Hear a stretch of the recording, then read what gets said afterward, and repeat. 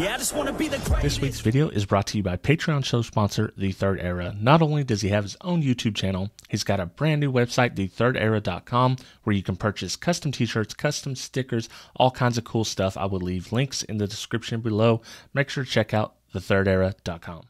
It's your boy HifiVega back again, and this time I'm going to show you Kicker's XRV. I hope most of you got a chance to see it, but I was recently on Unmasked Live in studio with Kicker. It was a fantastic day. I really enjoyed myself. And while I was there on the second day, I got to really dig in and check out the new upgraded Kicker XRV. Last time I seen it, it was in a state of disrepair from a hurricane. So we're going to dive in. I'm going to show you all the displays. I'm going to give you a demo of the new boom room. Kip is going to get a little crazy in there, but we're going to see the amps and everything that runs it. I hope you guys enjoy this video. Yeah, let's just jump straight into it. All right, Kip, tell me about the XRV. What's this? Yeah, so what we got going on here, Hi-Fi, is we go on the road. We want to be able to have just a kind of a little smattering of every product category that we make on display, so people can come in and touch and feel and actually see the different products that Kicker makes. And so everything from our vehicle specific, this is here at the far left end, and you come on inside, this is our power sports offering, shows the different amplifiers and controllers, speakers and subs that can use there. Then you get into the marine, and then next is our accessory line, really, and kind of key, because we're always updating and changing things in here. So our key products and our accessories here. And of course CX, Comp Series woofers, the CS Series speakers. We sell a ton of that product. CX amplifiers, those things are rock solid. People tell us that all day long, how much they love CX amplifiers for the money.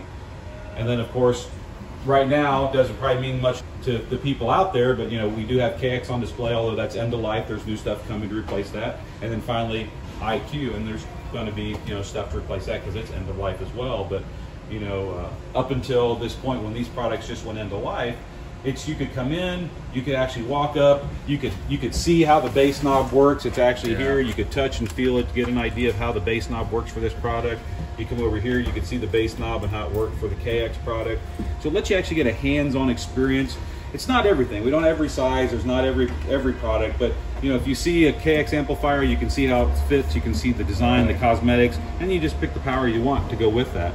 Same with these little pods here. Yeah, see, I like these pods. And these come with, a lot of people don't know that, but if you get into the component sets in the KS line, you get these pods so that you can mount the tweeter and do whatever type of angle mount you want in your vehicle. And of course, we include the standard hardware, so you can do a flush mount in a door panel or sail panel, wherever you need to go. So we provide both these options in the kit.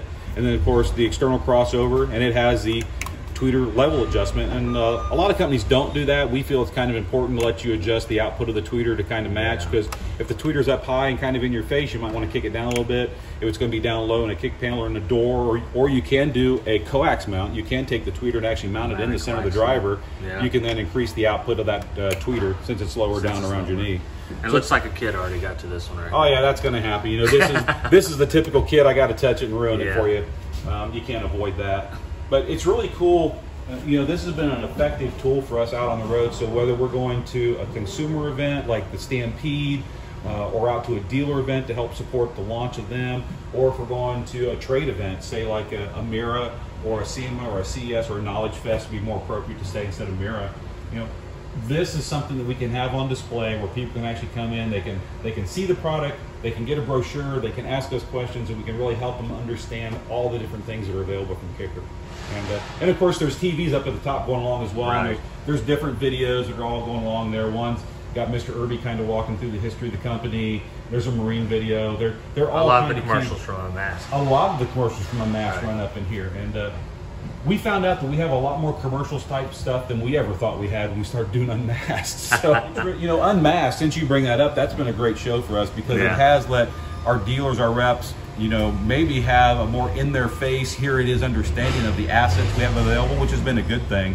And as far as for anyone looking to buy a Kicker fan or someone looking to understand the Kicker brand, I think Unmasked has been a great thing for us to do.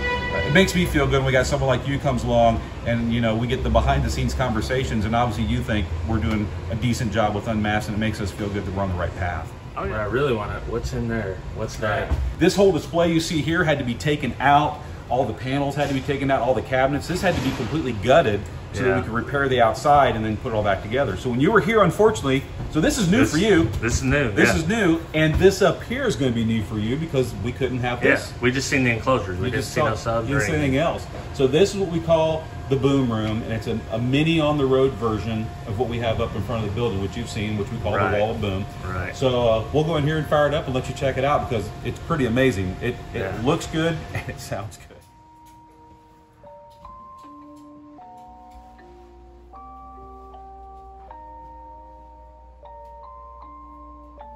Rage on that beat, going crazy. As you can see, we call this the boom room, and this is on the XRV. And for those who don't know, we call this the XRV. It's our semi-rig that we take to all the big events, and XRV stands for Extreme Recreational Vehicle. And so this is the boom room that's been obviously updated since we had the tornado hit it. Yeah. And as you can see, we have 12 of the L7S15s, and they're in vented cabinets. So there's 2 woofers per enclosure. So I know this looks like one big enclosure. You can kind of see barely. Yeah. There you go. You got the party line. So there's 1 enclosure vented, 1 enclosure vented. You get the point. There's 2 subs per cabinet vented out. It's tuned, if I remember 40 right, hertz. Yeah, tuned to no.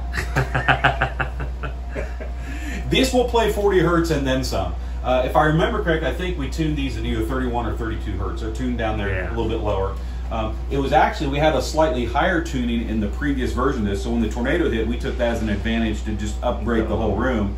And the previous cabinets were probably tuned about 35, 36.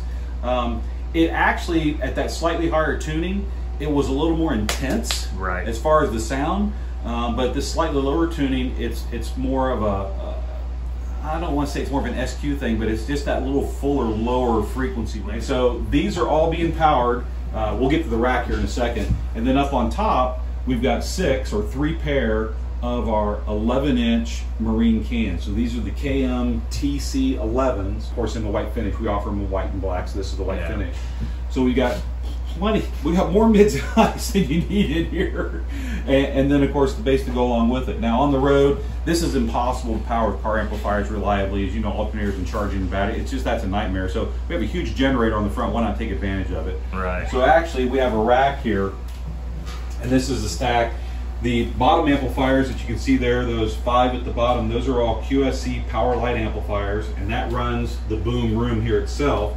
And then up above, there's some QSC PLX2s, and those are actually, we have a PA system that we carry on board the rig that we set up outside. They run that. Yeah, so this whole rack runs the audio system in the boom room, it runs the PA system outside. These are the processors for the 2 systems. One's the PA system, one's the boom room. Then we use not that I'm trying to promote a particular brand or anything, but we use an Onkyo receiver as our source selector. It gives us an FM tuner on the road, things like that. And then we've got a Behringer mixer, a Behringer compressor. This is where we're able to mix in. We have wireless microphones built in the rig, so we can do announcements and things from the rig. Obviously, it's Audio Technica. We've got those antennas up on the roof. So we have an AT mic system, and then, of course, Furman power distribution and filtering to take care of everything. So what is this right here? The one thing at the very bottom? That is. It's a pile, it's 4 fans and a rack mount piece, and it's just to put air into the rack. So there you go. We do create a lot of heat in this. If you know, well, maybe you don't, but just here's a little tidbit for you. Like QSC amplifiers, they are all fan cooled. They got fans inside that move air. Yeah. But the way QSC amplifiers normally work is the fans pull air in from the back and they blow the air out the front. This room is air conditioned. The back is not. So what we did on all these amplifiers before we put them in the rig, we actually took them apart, reversed the fans, so they actually pull cold air from the room into the amp and blow it out the back. And so that fan there is just help pull more cold air in and just kind of let it filter through and help cool the rack, because you can imagine being a black semi out on blacktop or pavement or wherever in the summer, it gets hot. And so we need to control that heat as much as we can.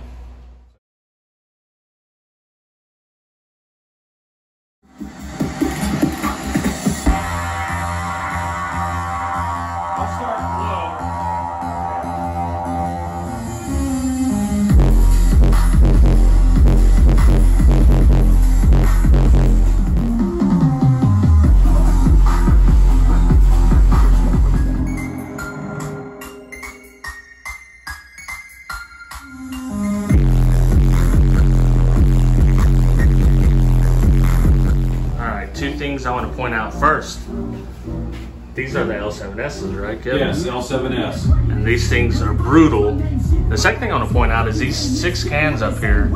You would think that they would absolutely blow you out of the water, tear your ears up like bullet tweeters, but they do not fatigue your ears at high volumes. I know you are definitely not a fan of bullet tweeters, and I was a little concerned to turn this up for you, but yeah. What did you think? Hey, they didn't fatigue my ears. That's what I hate. I hate getting my ears fatigued from loud, and they were balanced, so it sounded good to me. I gotta lay all the credit at Steve Irby's feet on that. Steve Irby was, I mean, he is the guy. When it comes to final tuning and approval on any project here at Kicker, Steve's the guy, and we spent a lot of time on these. And I'm not gonna call out any particular brand because that's not what it's about, but I'll tell you this. You can take our compression loaded horn cans, which are made for marine, but these things find their way into Jeeps, UTVs, ATVs, the whole 9 yards. We're just as loud as any of those other brands out that make this type of product, but as far as how they sound, the quality of it, I'm not gonna pull any punches. There's nothing out there that sounds as good as these. Yeah. Nothing. There's a difference. Compression horn loaded drivers, okay? Bullet tweets, in my view, they sound. No doubt. And I hope I'm not lying to you because I remember right, the tuning on these, it's right around 31. It's pretty low. 32. Yeah, it's pretty low. I could tell from the demos. Yeah.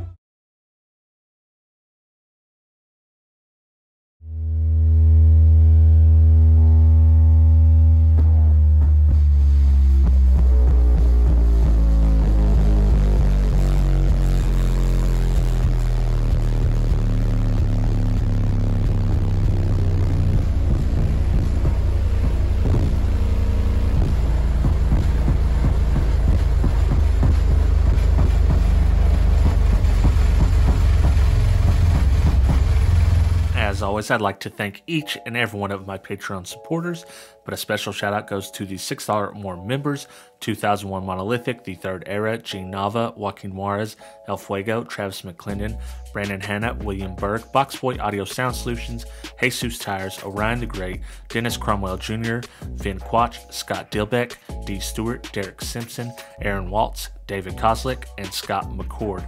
For as little as $2 a month, you can get Patreon-only exclusive content, and we reached our goal of $200 a month, so we are now doing a Patreon-exclusive podcast available to every member, even at the lowest tier. So if you've ever considered joining, now is the time. Check me out at patreon.com/HifiVega.